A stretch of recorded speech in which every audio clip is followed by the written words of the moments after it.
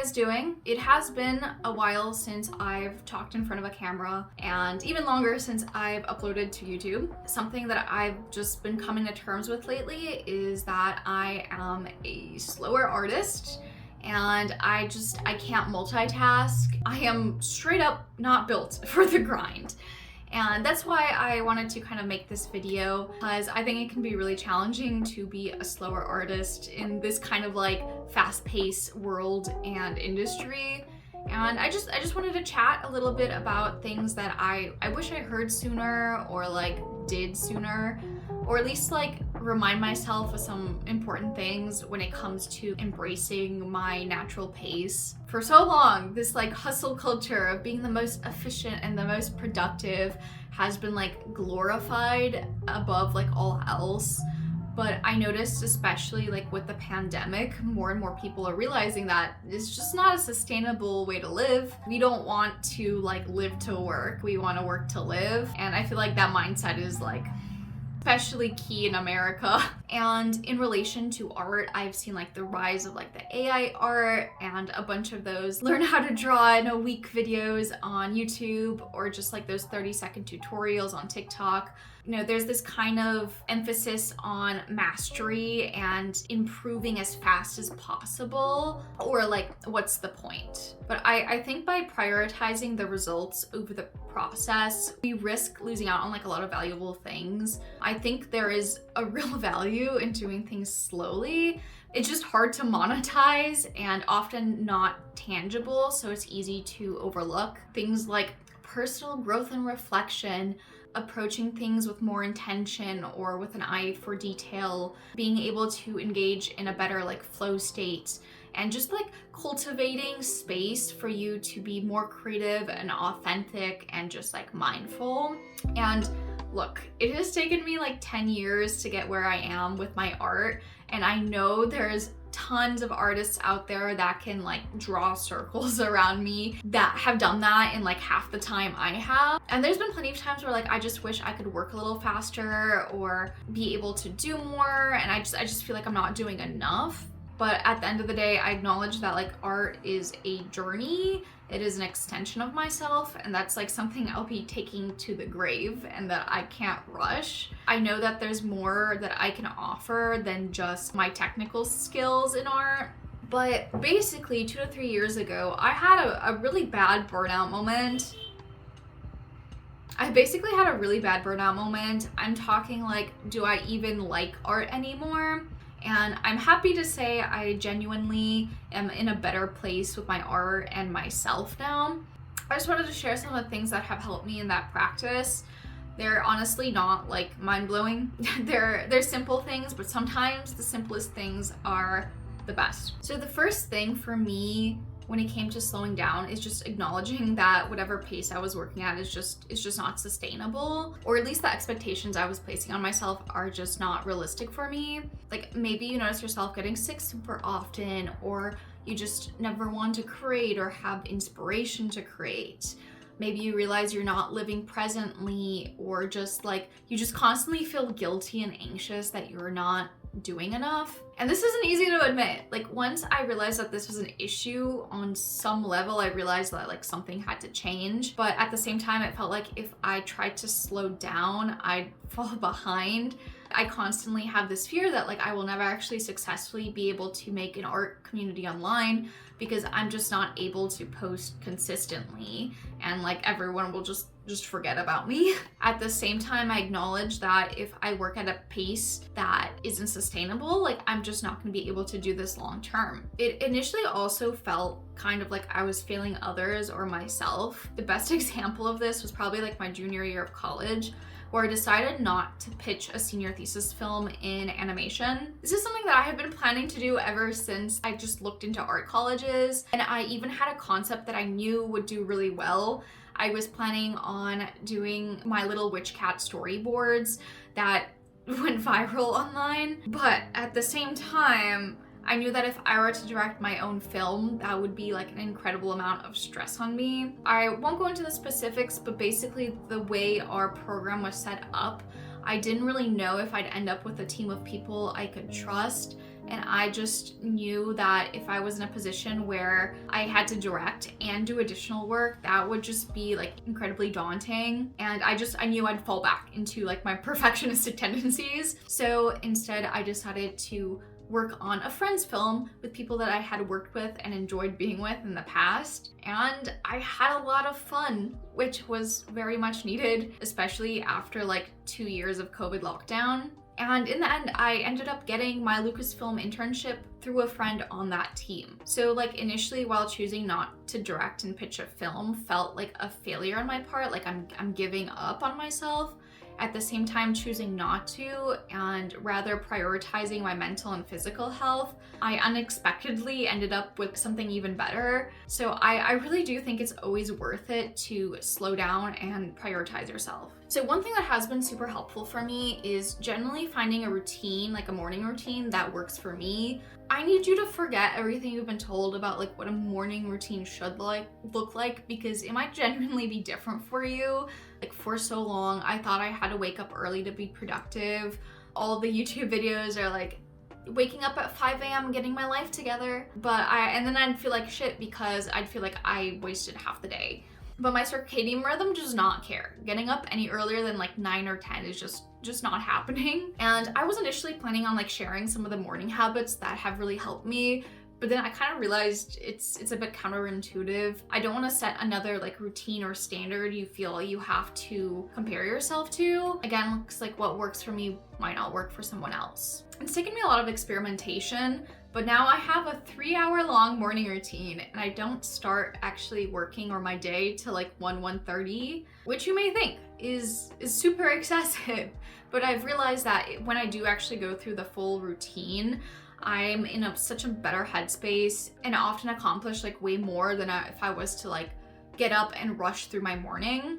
Now, obviously, I have a lot of control of my time right now, and you may be in a very different position. You know, maybe you have other commitments, 9 to 5s, a family to take care of. So like a 3-hour routine is not for you, right? But what I'm trying to say is like, I'm giving you permission to do things like way differently than you think what an ideal morning routine should be. But I do think it's useful to incorporate just like some mindfulness or slowing down into your morning routine. And like that can just look like taking 3 deep breaths before you drink your coffee. It doesn't have to be a whole thing, right? And then like if you do want to experiment with like bringing in some new habits, I'd say do one at a time. I slowly integrated mine over the course of like several years and kind of figured out what works for me. And I think like adding in too many at the same time will just like be overwhelming. I don't always go through my full routine, and that's okay.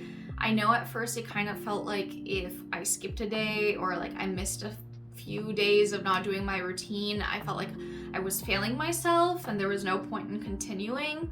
But I would just say like, just restart. It's okay. Try again the next day. But in general, having a morning routine, it's not an additional task. It's genuinely something that puts me in like a calm and confident state of mind, which follows me into the rest of the day. And if I do art later in the day, I'm able to be much more focused. Another thing that has been really important is getting a life outside of art, or at least understanding that my identity as an artist is only like a part of me. It's like a facet. And this way, when I'm slow to make art or I make bad art, I don't feel like it's a reflection of my worth. And something that has helped me with it is just kind of reclaiming hobbies. I've seen a lot of artists and just people in general say like 2024 is about like reclaiming hobbies. And I love that. I want to add like maybe let's reclaim hobbies that are hard to monetize. When I did have like my burnout moment, the first hobby I picked up was longboarding. It's just something that I thought looked really cool and I always wanted to try. But I thought like, oh, it's too late. I don't want to embarrass myself trying to learn how to. Then the day I ended up getting a longboard and I would just kind of practice in the parking lot of my old apartment. Was I fantastic at it? No. But that's not the point, you know? It got me moving, got me outside. It gave me something different to do aside from just like art and working. And then this year I've been excited about like making physical things because I'm a digital artist and I love that. But I also have to say there is like a sweet satisfaction when it comes to having something to hold. And so I've picked up crocheting, and I've had a lot of fun making stuff for myself, for my like friends and family, although I am very slow at it, so I don't feel pressured to like monetize it in any way. And I also got this one little embroidery kit. It's like a little bird from this like botanical garden shop that I visited, and I'm excited to do that soon too. And yeah, among other things, I've also been doing like puzzles with my little sister. And recently, we've been working on Van Gogh's Cafe Terrace at Night, a 40 by 50 centimeter square diamond kit that Crafty sent me. It comes with like all the gems, which are labeled, and a number of tools. I've done a gem kit before with my friends, and I find it super satisfying. I love that it's something that's low effort, and I can just put some music or a video on and just like work on it. If you're interested, I actually do have a promo code below, and you can check out their website. They have a lot of different artists and paintings, both like traditional and modern art pieces, and even some like glow-in-the-dark kits. Like I said, it really is a great activity to slow down with. Plus, when you're done, you get a cool piece that you can hang or frame. So listen, when people first told me, or like when I got the advice to pick up more hobbies, it was a little frustrating because like I generally felt like I did not have time or energy for anything else. But something I quickly noticed is that hobbies that I genuinely enjoy, not ones that like look good, they actually gave me more energy once I did them. So I just recommend like find one thing that you've been meaning to do or you've wanted to try and go do that. Because like I feel like as an artist, it's so easy to just get caught up in your art specifically, but doing different things really expands like my creativity. It's crazy how doing fulfilling things fulfills you. Something else that has been really important to me has been cultivating boredom. I'm somewhat chronically online, and a lot of my livelihood as an artist depends on how well I'm doing on social media. So I'm the last person who's gonna be like, technology and phones are bad. But I do acknowledge that the endless scrolling can unintentionally eat a lot of my time away, and just very quickly make me spiral in like comparison, seeing like how fast or how much other artists are posting. And I'm sure everyone at this point knows like there's apps and settings on your phone where you can like limit the amount of time you go on social media, but to be honest, those didn't really work for me because I just turned them off. But what has worked for me is, one, I keep my phone on Do Not Disturb when I do my morning routine, and I also turn it on if I'm really trying to focus on like art. Second thing is I log out of social media every time I go on, and I don't let my phone like remember my passwords.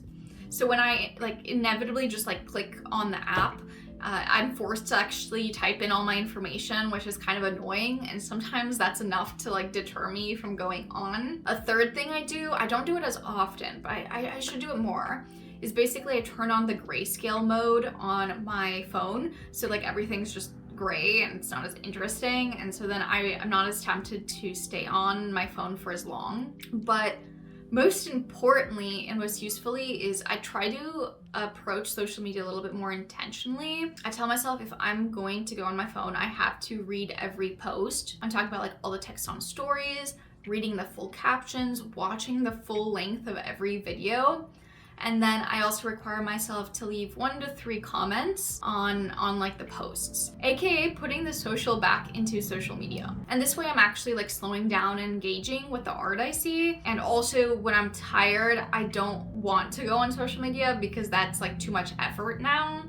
And yeah, I know, I just feel like much more connected when I'm doing this as well, rather than like comparing myself. If you're feeling bold, you can do like a full-on detox. I initially did this a few years back when all my apps started glitching, and so I unintentionally didn't go on social media for like a month or two, and I started reading again and like consuming long-form content, and I feel like having that space to be bored really allowed me to be more grounded, more focused, and like more creative at the end of the day. I didn't feel the same pressure I had before to like constantly upload at the rate that like other artists have been. So yeah, go touch some grass. At the end of the day though, I think really what has been like the most life-changing for me is just practicing like self-compassion and kindness toward myself. Progress is progress no matter how slow, and reminding myself that progress is often not linear. It can come and go in seasons. It's okay that I'm a slow artist and can't post consistently. It's okay if I take like months to finish something. And yeah, it's all right that some days I feel awful and I don't want to do anything. That's all right. It is frustrating because like I have so many ideas and things that I want to do, and I can't, it takes me so long just to like execute one of them. But you know, again, I have my own pace, and I think there is value in my slowness. Plus, if you think about it, all those like classical artists and painters probably took like years to finish just one painting, so I think I'm doing okay. Something else I've been thinking a lot about is this one book called The Hidden Life of Trees. Great read, highly recommend. It's all about like the ecosystems and the lives of like trees and forests. And an interesting fact I remember is that trees have personalities. And sometimes there's a situation where a clearing opens up and there is an excess of sunlight. In that situation, one younger tree might choose to put like all its energy into growing as tall as possible to really maximize how much sunlight it can get. On the other hand, another tree might put more of its energy into like establishing its like roots. From an outside perspective, it could really easily look like that second tree is not doing as well, it's not growing that much. But in the future, when there's a storm, I bet you can guess which tree is gonna fall over first. So I really think by taking the time to build your foundation and allowing yourself to make art slowly, to exist slowly, you're improving your chances of long-term success and like longevity without like hurting your health. And I also think you're more likely to approach art more intentionally and have more fun with it, and just approach it with more thought. Anyway, thanks for coming to my TED Talk. I hope you don't mind that this has been more of a chatty video. If you took away anything, please, please, please make your art no matter how slowly. I have like health and life things that prevent me from moving faster, and I'm sure you have your own challenges, but I don't care if it takes you 40 years to get where you wish you could be, as long as you're taking care of yourself. Just please make art. Let's all work on embracing the process and enjoying the process. And thanks for listening, especially if you made it to the end. I do have a lot of video ideas for this next year and a lot more art coming up. I just may be a bit slow to put it out, but I hope you can look forward to it nevertheless. Peace out.